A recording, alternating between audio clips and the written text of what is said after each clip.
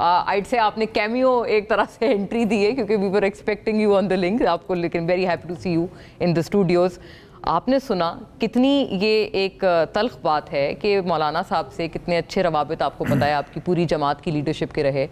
अब उनकी जमात से ये बात पे दर पे आना कि इससे अच्छा तो पार्लियामेंट ना होती, मतलब ये वक़्त है। फिर इसी सारे एक तनाजुर में आपने हाफिज़ हम्दुल्ला साहब को कई मुतअद्दिद प्रोग्राम्स में सुना होगा, बल्कि हम कई लोग बात कर रहे हैं, सिर्फ वो नहीं PTI के भी, कि अब 27वीं तरमीम की भी बात कश्त है इसी पार्लियामेंट के थ्रू, जो कि वो कहते हैं जिस पे आप लोगों का भी कोई इख्तियार नहीं है, उसके थ्रू एक और तरमीम is under way. How do you respond to these allegations? बिस्मिल्लाहिर्रहमानिर्रहीम। थैंक यू जी Mona for having me on the show. Pleasure always. देखें, जहाँ तक मौलाना साहब की बात है, मौलाना साहब एक ज़ीरक सियासतदान हैं और उन्होंने सियासत के उतराव और चढ़ाव सब देखे हैं और उन्होंने मुश्किल टाइम भी देखे हैं और सख्त टाइम भी देखे हैं।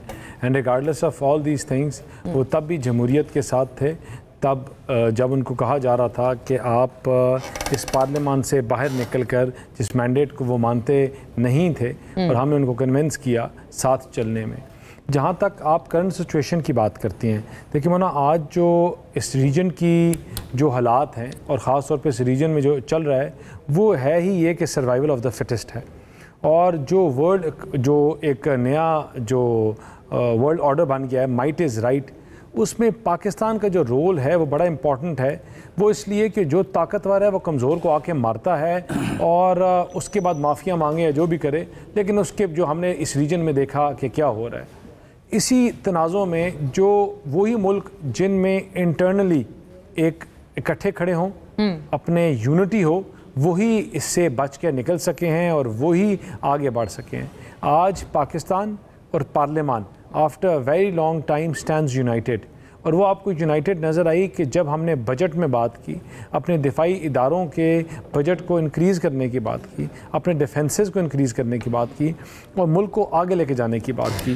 देखें, आज पाकिस्तान जो है वो उसमें चाहे कुछ भी हो जाए, जो अटमोस्ट इम्पॉर्टेंट चीज़ है वो है स्टेबिलिटी।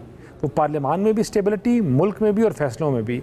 और इंशाल्लाह जिस तरह चीज़ें आगे चल रही हैं, ये कांटों की सेज थी। ये बड़ा मुश्किल फ़ैसले हमने किए जिसमें हमारे अलाइंसेस, हमारे दोस्त, हमारे कुछ जमातों के लोग हमसे नाराज़ भी हैं, लेकिन ये कांटों की सेज जब हमने ली तो यहाँ बात की जा रही थी 24 घंटे, 48 घंटे, 72 घंटों में मुल्क डिफ़ॉल्ट हो रहा है कि वहाँ से हम उसको उठा के यहाँ लेके आए जहाँ हम आज बात कर रहे हैं कि मुल्क में जमहूरियत ठीक है या गलत है।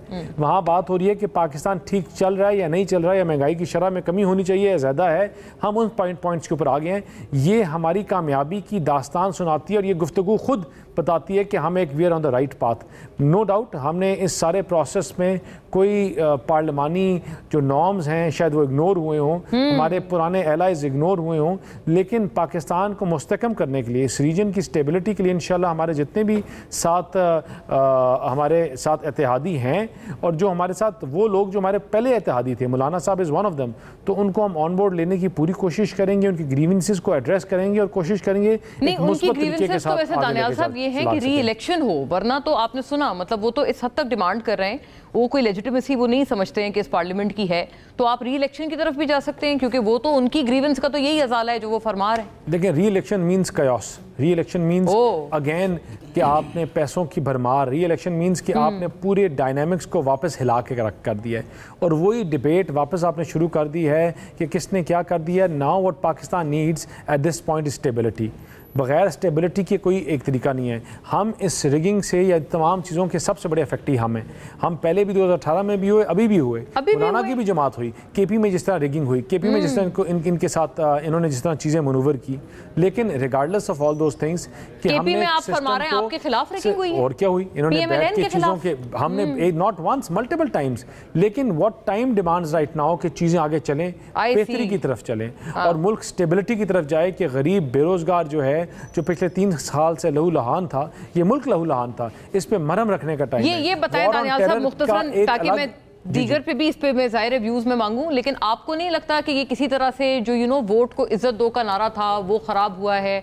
हाइब्रिड निज़ाम उनका ये खुद आपकी तरफ से वज़ीर दिफा की तरफ से एक बहुत बड़ी स्टेटमेंट आना, बेसिकली ये आप पे एलिगेशन है कि ये जो देखिए कोई भी निज़ाम हो हाँ। जो मुल्क को स्टेबल कर रहा है इस मुश्किल टाइम पे, जो मुल्क को सीधी रुख में डाल रहा है, जो मुल्क में मुस्तकम कर रहा है, गरीब बेरोजगार की आवाज़ उठा रहा है, जो मुल्क के बॉर्डर्स को पाकिस्तान के बॉर्डर्स को महफूज कर रहा है, वो सिस्टम आगे चलना चाहिए। और वो सिस्टम आगे तभी चलेगा जब तमाम हम जमातें जो हैं अपनी ज़ाती मफाद को दूर रख कर, पीछे रख कर हम ये फैसला करेंगे। और पाकिस्तान मुस्लिम लीग नून ने और हमारी जो एलाइड जमातें हैं उन्होंने फैसला कर दिया है कि हमारी सियासत बाद में और ये मुल्क पहले है। हमने इस मुल्क को बचाना है, इन बहरानों से निकालना है, उसके बाद सियासत भी होगी, लड़ाई भी होगी, ये मसले भी हल होंगे। और अगर ये मुल्क है तो ये आइन है, ये मुल्क है तो सब कुछ है। और हमारी जा रहे हैं कोई खान साहब से मिलने, हमने सुना है कि ऐसी कोई चीज़। देखिए मियाँ साहब का कोई ऐसा इकदाम नहीं होगा जो इस मुल्क में चलते हुए सिस्टम को कमज़ोर करे। और इमरान खान का जो बयानिया है वो उनकी जमात के अपने लोग भी उठाने के लिए तैयार नहीं है। पाकिस्तान को जलाओ, घेराओ,